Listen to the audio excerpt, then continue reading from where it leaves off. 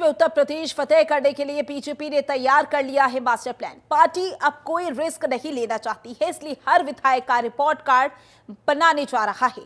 किसने काम किया, कौन फेल हुआ, कौन है जनता के हीरो और कौन बना जीरो, सबकी होगी जांच और टिकट मिलेगा सिर्फ उसी को जो जमीन पर दमदार होगा। देखिए रिपोर्ट।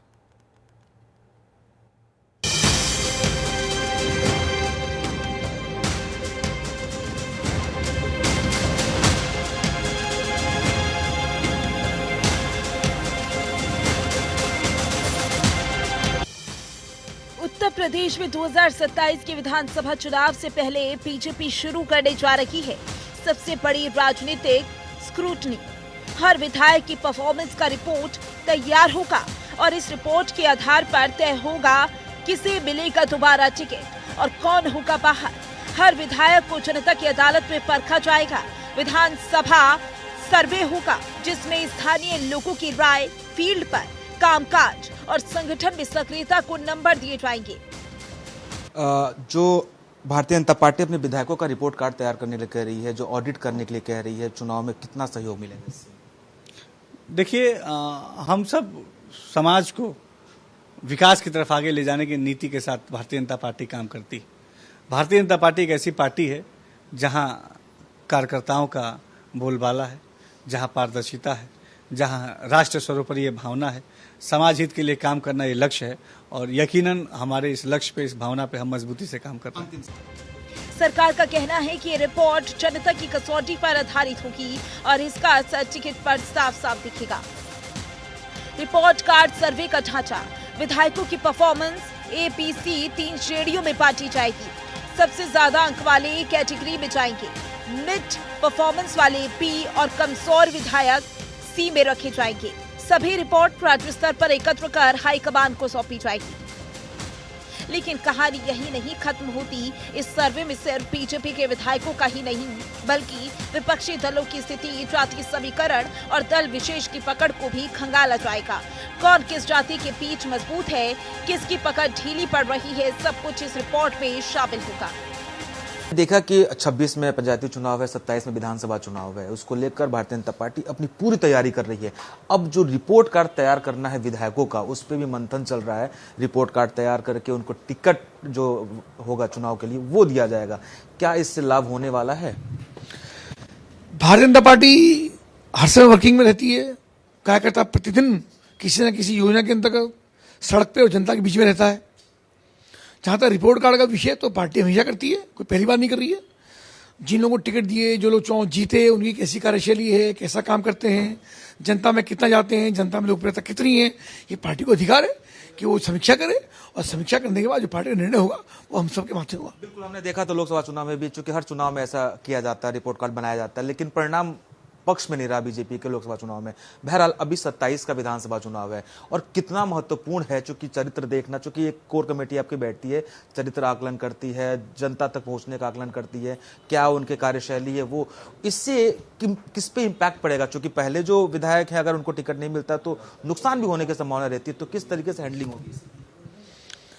मुझको लगता है कि आप निश्चिंत रहिए, भारतीय जनता पार्टी बहुत मजबूत स्थिति में है। जहां तक लोकसभा का विषय है, तो कुछ विषयों पर निश्चित रूप से हम थोड़ा पीछे रहे, संविधान को लेकर के, आरक्षण को लेकर के, पर जिस प्रकार से टिप्पणी करने का काम हुआ और लोगों को गुमराह करने का काम हुआ, वो मुरम्मा बहुत जल्दी जनता के मन से मस्तिष्क उतरा है। उसका परिणाम हमने हरियाणा के अंदर देखा है, उसका परिणाम हमने महाराष्ट्र के अंदर देखा है, उसका परिणाम हमने दिल्ली के अंदर देखा है और बहुत शीघ्र बिहार के अंदर चुनाव होने वाले हैं, वहाँ भी आप परिणाम देखेंगे। उसके बाद नगर पालिकाएँ आएंगी, ये जिला पंचायत आने वाली है, उसमें भी ये परिणाम देखेंगे। और 27 में विधानसभा के चुनाव के अंदर भी तीसरी बार भारतीय जनता पार्टी की ही सरकार बनेगी। ये समाजवादी पार्टी या अन्य पार्टी आपको कोई नजर नहीं आएगी।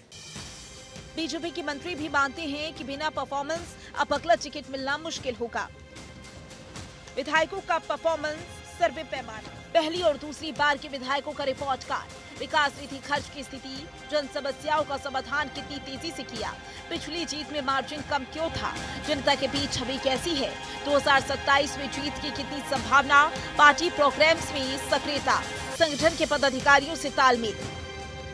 यानी 2027 की टिकट की कुंजी अब सिर्फ संगठन या समीकरण नहीं, सीधी परफॉर्मेंस से है। इस बार बीजेपी ये तय कर चुकी है कि अगर विधायक चुनिता के साथ नहीं तो पार्टी भी उसके साथ नहीं, और ये सर्वे इसी सोच की नींव है। सबसे दिलचस्प बात यह है कि पूरी प्रक्रिया गोपनीय रखी जाएगी।